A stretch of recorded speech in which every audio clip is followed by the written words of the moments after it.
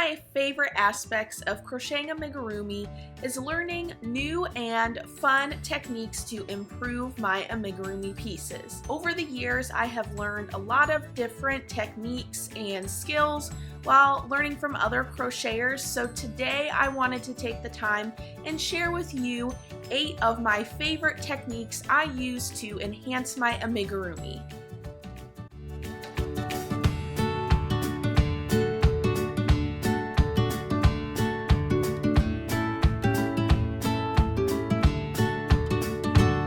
So the first technique we'll talk about is the seamless color change, which there is absolutely nothing wrong with crocheting your color changes the traditional way. However, the traditional way does leave a more wavy-like appearance when changing colors.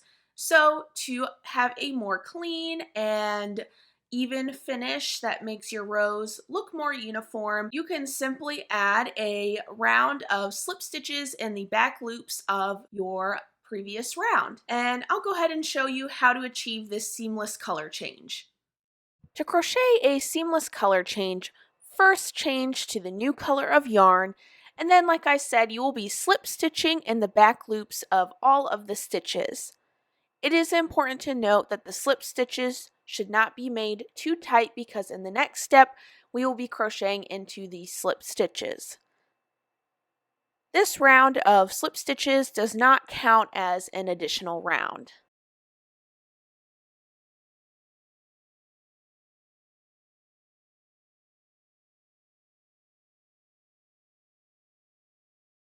Next, you will single crochet into the back loops of all of the slip stitches.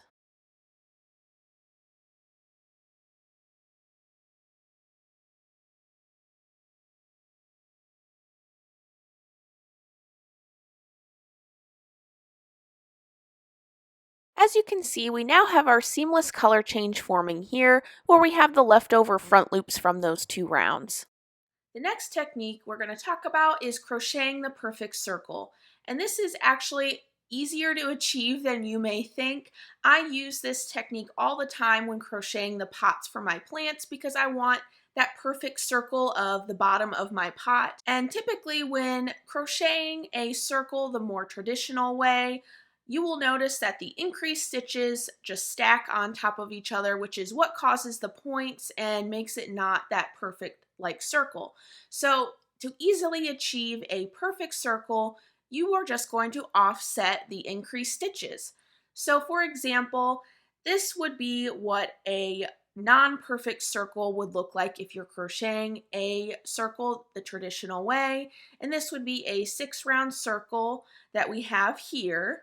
And then to have a circle that is a perfect circle, this would be an example of what the 6-round pattern would look like. And you'll notice that you're just offsetting those increased stitches, which will help achieve a more round and perfect looking circle. By crocheting a perfect circle, this helps make your pieces look more professional, they look more uniform looking, and it's really an easy technique to use, so it's not going to be something wildly difficult to use.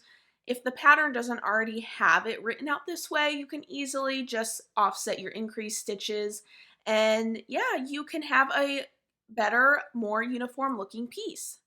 The next technique is the invisible fasten off, which this is another technique I use frequently for the pots of my plants. And this technique helps make sure that your final round or row is uniform looking and you don't see that jagged or lifted edge that you see when crocheting in the round. And it really just helps make a seamless edge, which is perfect for crocheting my pots. So if you struggle to make that last stitch look seamless, go ahead and follow these next steps. As you can see here, this last stitch in this circle has a higher lift, creating a more jagged edge. So we're going to go ahead and do the invisible fasten off to create a cleaner finish. With your yarn needle, skip the first stitch and then insert the needle from front to back under both loops of the next stitch. Then pull the yarn through. Then insert the yarn needle in the back loop of the last stitch in the round. Pull gently on the yarn tail until it mimics the size of your other stitches. You can then weave in your end. As you can see, the invisible fasten off mimics a stitch in the round. You can hardly even notice that there was the final stitch in that round. The next technique is the yarn under technique, which I think I've talked about this technique in numerous videos, so I will leave a link up above with the full tutorial on how to do the yarn under technique, and it kind of talks through the differences between the yarn over and the yarn under. But simply put, the yarn over technique creates V-like stitches, whereas the yarn under technique creates more X-like stitches. So the reason that you would want to use the yarn under technique when crocheting your amigurumi is because the yarn under technique just naturally uses less yarn, creating tighter stitches, which thus makes it less likely to have holes in your pieces where stuffing can poke out. Now, there's absolutely nothing wrong with using the traditional way, which is the yarn over technique. If it's way too complicated for you to try to do the yarn under, there's absolutely nothing wrong with it. But if you're feeling a little adventurous and you want to find a technique to improve your craft, I'd highly recommend trying the yarn under technique. And like I said, check out the full tutorial on how to crochet this technique. But after I learned it, it took me a little bit of trial and error in getting my hands used to crocheting with the yarn under technique. And once I mastered it, I can now easily go back and forth between yarn over and yarn under. And yeah, it just takes some time, but trust me, if you get the handle on it, it actually really improves your craft, and I will not go back when crocheting my amigurumi. The next two techniques that I'm going to talk about are the invisible decrease and the invisible increase. So you may have heard the term invisible decrease, but the invisible increase may be something new for you. It's a relatively new technique that I've been using as well. But for the invisible decrease, when we're talking about decreasing, the traditional way is to crochet 2 stitches together, which can easily leave gaps, and it doesn't create a uniform looking stitch. It kind of stands out from the rest. So when we're talking about amigurumi, the invisible decrease helps to make your piece look more uniform. The stitches really do resemble other single crochets, which is the stitch you most commonly use in amigurumi, and it creates a neater finish. So to crochet the invisible decrease, go ahead and follow these next steps. To crochet the invisible decrease, you will first insert the hook into the front loops of the next 2 stitches from the hook. You should have 3 loops on your hook. Next, you will yarn under and draw the yarn through 2 loops. Next, yarn over and draw through the remaining 2 loops on the hook. So when we're talking about the invisible increase, the standard way can often leave gaps in between your stitches. So to achieve a more seamless and polished look, I recommend using an invisible increase. To crochet an invisible increase, follow these next steps. To crochet an invisible increase, first work the first stitch into the back loop only of the designated increase stitch. Then work the next stitch into both loops of the same stitch. And we now have our invisible increase stitch. As you can see, as you're working single crochets in the round, the invisible increase looks pretty similar to all of the other single crochet stitches that we have in this round. There's not wide open gaps that stuffing can peek out from. In this next technique, we are going to be talking about the art of stuffing. And this may seem like an overly simple technique, but it really does make a huge difference how you stuff your amigurumi.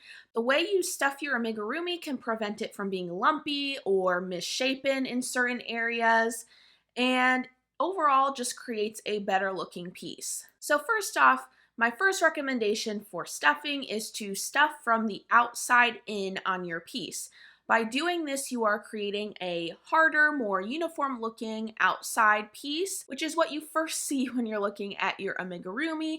And then once you've stuffed your outside, then start adding stuffing on the inside just to bulk up the piece. This helps to maintain a more firm and uniform looking outside piece while also adding more stability by adding stuffing in the middle. My next recommendation is to just be patient with your stuffing. Taking large amounts of stuffing and cramming it into your piece is not going to have a great end result. It's going to leave your piece looking lumpy.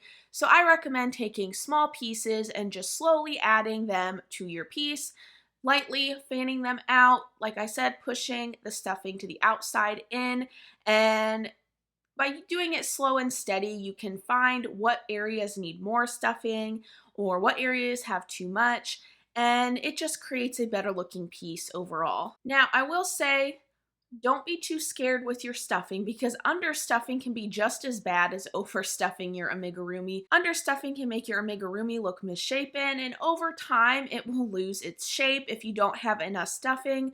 So definitely make sure that your amigurumi is firm, but not to the point where it's like solid as a rock, I guess is the best way I can describe it.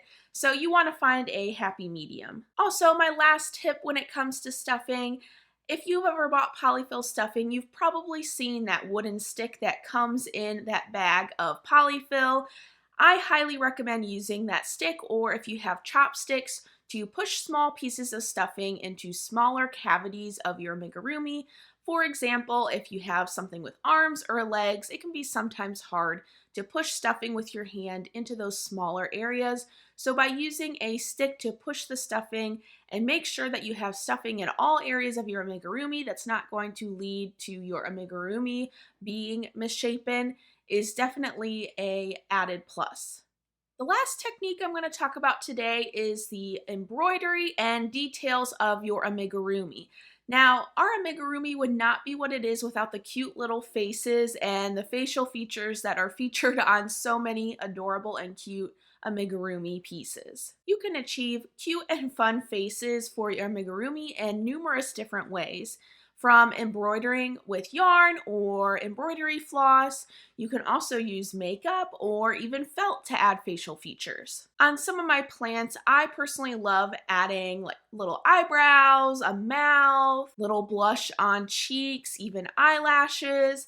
And I do have a quick and easy tutorial that goes over some simple facial features that you can add to your amigurumi, which I will leave a link up above if you are interested in that video. I also enjoy using makeup on my amigurumi, which I use this in my Valentine's cactus pattern to add some blush to the cheeks of my little cactuses. The nice thing about the makeup too is if you don't like how it looks, you can always use makeup remover or lightly wash it off and add it in the new area that you want. But I think it adds a cute little touch and it's super easy to apply.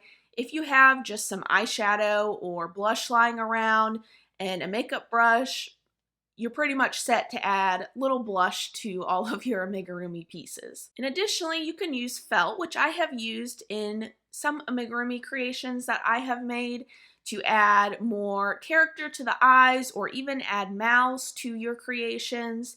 There's really so much that you can do, and really you can just have fun with it. If you're a creative person, which you probably are if you're crocheting amigurumi, you can have so much fun with the different facial features that you can create for all of your pieces. But those are all the techniques I have for you today. I hope that you learned something today and that you enjoyed this video and found it helpful. If you have any questions about any of the techniques that I went over today, feel free to reach out to me on my website or by email.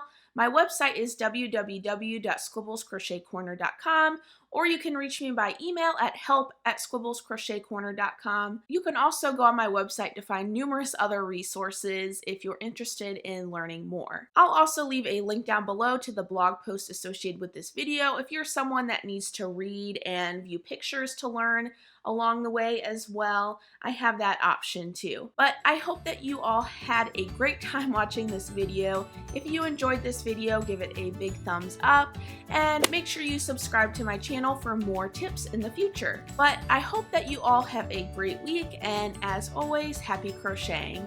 Bye everyone.